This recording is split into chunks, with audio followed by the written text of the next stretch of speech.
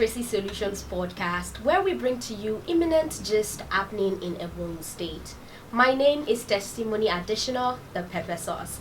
And today I feel like I need to, hype myself a little bit than the pepper sauce, because the personality I have with me in the studio right now, it's a lot. My people, it's a lot. I have the beautiful, the experience, the Omali Chanwa, Ejiro Sharon Okotie. So much hype. It's necessary, please. I was literally doing my research and I was like, smokes, everything, I'm telling you. Okay, she is a 2015 Mandela Washington Fellow, a Chaplin alumnus, currently working as the Gender and Social Inclusion Specialist for the USA State Accountability, Transparency and Effectiveness. And she's also the founder of the Hope Inspired Foundation for Women and Youth, a non-profit organization in Nigeria. Can you see it? It is all a mouthful. Like, this is just summary, so that we'll not feel as if we get pride and, we are not trying to show off. So, how was your journey down here? Journey down to the studio, or journey down to the journey. Everything. I mean, life is full of ups and downs. Yeah. And I think purpose keeps you going through the good times and the bad times. Okay. So yeah, I would say life has been good. That's great. Thank you very much for coming on the podcast again. Yeah, my pleasure. So today we'll be talking about system inclusion and true advocacy. So I want us to just to you, what would you describe as true advocacy? So, I mean, we use the word advocacy a lot, and sometimes it's more like, what are we really talking about? Yeah. So true advocacy for me would really be, fighting for a cause, or pressing for a change in a particular situation, and not just doing but seeing it through to the end, that something substantial comes out of it at the end of the day, no matter how small that substantial is.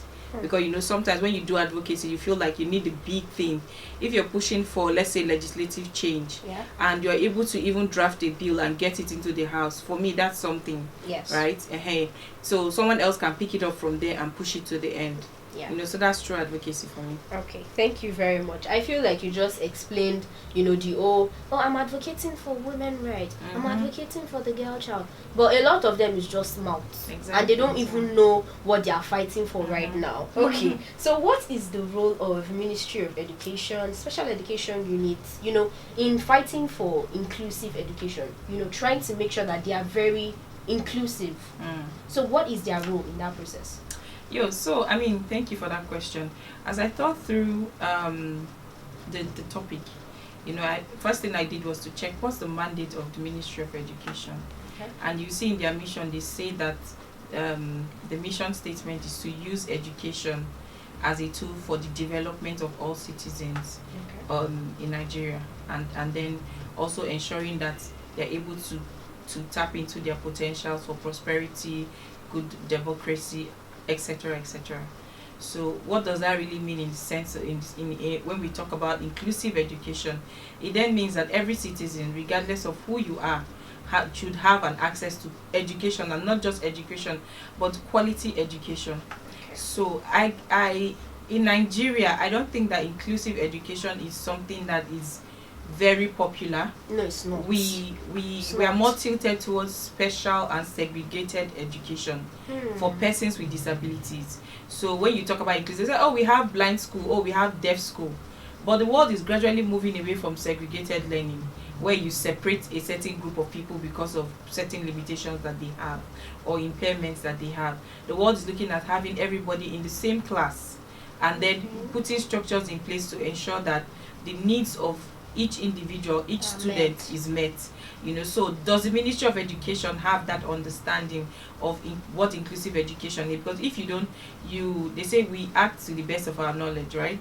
So if you don't know, then it's a problem. So when you have special education unit, what is the responsibility, or what are the duties of a special education unit? So are they even at that level of specializing our education? I'm a blind person. I don't know what is special about my own education that they have to label my own education special. There's nothing special. It's the same class, the same book you're reading that I'm supposed to read. It's just you provide it in an alternative format for me to be able to read. So the question is the Ministry of Education and indeed the Special Education Unit, as they have created it, are they very clear on what their functions are? Do they understand what inclusive education actually means, and what it entails, right? Because it goes beyond just saying, oh, we understand inclusive education. Is there a policy in the state that backs inclusive education? Do we have budget line items in the Ministry of Education that provides for the specific things that the different students, right? It may necessarily not only be students with disabilities. You have other, students that will have other kinds of needs. Do we have budget line item for those things? So, I mean, if we cannot answer all of these questions, then it's difficult to talk about inclusive education. Okay. Thank you. You mentioned something about like a budget. I had the and while talking to her, she made mentions of budget as well, funds from the government, and I threw some questions at her just to get an idea of how she runs the administration and how her administration has been working. So I want to know, what are they supposed to do in that sort of situation? Are they just supposed to wait around for the government to actually fund them? So I mean, in society you have state and non-state actors. For state actors, which is the Ministry of Education, a lot of the work that they do is dependent on the budget. Whatever is not costed cannot be done. That is the reality, right? But will there be an implication if she actually maybe goes out of her own way to maybe create awareness, to do just little programs? What would be going out of her way? Is she passionate about it? Yeah, so that's where again CSOs come in. How is the ministry working with the CSOs? Because they are the ones that are very passionate and are driven and can go out of their way, like you using your word, right? So how is ministry collaborating with CSOs to get that other aspect while they are waiting for the government, right? They can either, so I mean, going out of your way is a personal thing. You have to be passionate about it. So for example, in Nigeria, we have at the secondary school level, right, they started to braille WAEC examination questions. Somebody in WAEC, an English woman that was married to a Nigerian that came to Nigeria, worked in WAEC. She has no business with blind students, but she thought to herself, how do blind students write their exams without braille? And that's how she started advocacies, engaged with different people, and got them. They sent some people to the UK to learn, to get some learning around how to transcribe materials to braille. That is the history of how we started to get braille. That is one person passionate about a cause, going out of their way. The question is, the civil servants in Ebonyi, in the Ministry of Education, do you have individuals that are that passionate? Maybe yes, maybe no. We'll never know, because if we call them and ask them, they'll probably just give us the answer. So maybe yes, maybe no. So there's that. Okay, so you constantly organize and you train and conduct intensive trainings for commissioners of education across various states. You conduct trainings for advocates, CSOs, and their take on this lack of funding again. I feel like the administration, there are different administrations come into power, and they have something that they want to, focus on. Some of them will probably even leave what their, how do I put it, forebearer or forerunner did, and just leave it alone. They would not want to continue on that project. They want to start their own. So if someone comes in and is not even interested in inclusive education, but yet you are this body under this. Do you understand what I'm trying to say? Yeah. What are they supposed to do? Give me solutions to their problem. Yeah. Let us So thank you. So I think that the first thing is institutionalizing systems. So it then means that for Ebonyi State, for example, I don't think Ebonyi State has an inclusive education policy. If we do not have one, then as CSOs working with the government to push for the enactment of an inclusive education policy. What will you call an inclusive education policy? An inclusive education policy basically provides, it speaks to all of the things that are required. Trained teachers in special education, provision of different learning aids to meet the needs of different people, different students with different types of disabilities, and indeed other students that may not be persons with disabilities but have peculiar needs, right? So the inclusive policy makes provision for all of these things across, and then it also makes it mandatory for there to be budget provision for it. So you can hold the government accountable because, for example, you say this policy says this and you signed off on it, right? So for you to have enacted it into your system, that means that you have demonstrated a willingness to effect it. You can hold the government, you understand? And the Ministry of Education can use that as a basis to justify some of the budget line items that they can develop in the future to say, okay, we have an ICT center. Ebonyi State has a few ICT centers for students across the state, but those ICT centers, do they have assistive devices for children with disabilities to also be able to access? Do you understand? They can throw that in. Functioning? Some of them are. At least they claim some of them are. You can throw that in. You can throw in training of teachers. You understand? Specialized learning for different areas. Yes. So one is pushing or advocating for the existence of an inclusive education policy. Then the second part of it, which is what is highly recommended or required, is the training. Remember what I said at the beginning? Yeah. People act to the base to the level of the knowledge that they have. So that you work in a special education unit doesn't necessarily mean that you know what is required. How often do they train these civil servants? The teachers that are in those schools, how often do we train them? You understand, to be able to deliver this kind of services. So training is important. Retraining of these teachers or of staff and people in the education sector, be it commissioner, permanent secretary, because these people are the ones that are the decision making place. They are the ones that will sign off. So if a director is passionate about inclusive education and the permanent secretary is not, there's a problem. Because when he gets to his table, he'll discard it. So the advocacy has to be top, bottom, and bottom up. I like that. I like that last statement. Top, bottom, and bottom up. Yes. I like that.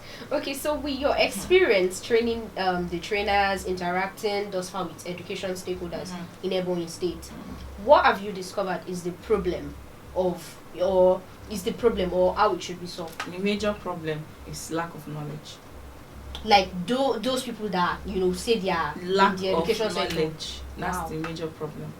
Lack of knowledge. So a lot of them do not know when we talk about inclusion, when we talk about inclusive education, it sounds like it's a separate thing. It's not a separate thing.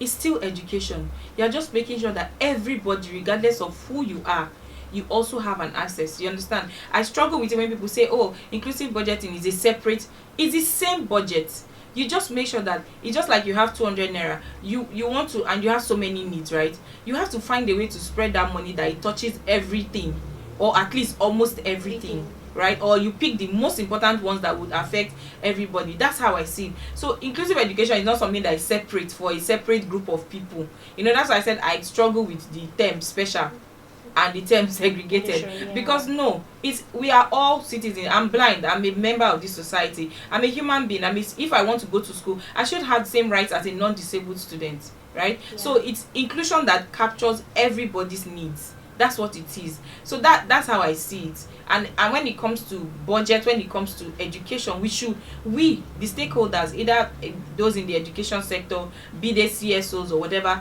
that's what we try to push. So in engaging with people in the state, one key gap that I have seen, particularly as it relates to people with disabilities, is that lack of knowledge, and that you don't have knowledge on what is expected, and you don't even know what to do about it. Some of them don't even want to learn. Yeah, some don't want to learn. Yeah, but again, the bottom line is many people are ignorant. Many people are ignorant. I've had somebody in high top there has told a person with disability to say, for the fact that you are a person with a disability, you are already disqualified from getting employment in this state. Okay. But the thing is, also told me that they have schools and everything, but they've not carried these people out into the world of opportunities, and it does not look as if they are even really providing them with even the vocational ones, because there's a thing with learning the skill.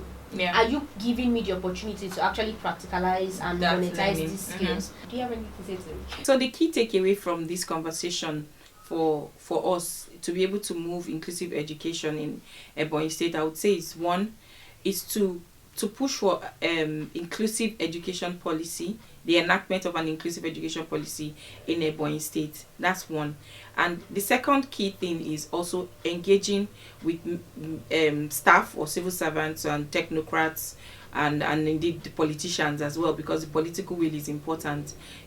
Getting them to really understand what inclusive education is. So I'm talking about sensitization, awareness raising, and the importance, how important, because again, it's what is in it for me. So the what is in it for me, the relevance, how important is this to citizens of Ebonyi State, to everybody, regardless of whether you have a disability or not, to be able to gain an education. And then that also now helps the Ministry of Education to be able to develop inclusive budgets as it relates to education. And lastly is collaboration. They cannot work in silos. The government cannot work in silos. Okay, thank you very much. That was very detailed. Thank you. Yep. Okay, so thank you very much for tuning in and staying till the very end. I truly appreciate your likes. I see your comment. We really appreciate it. So once again, I'm going to catch you on the next episode of the Literacy Solutions podcast. Bye.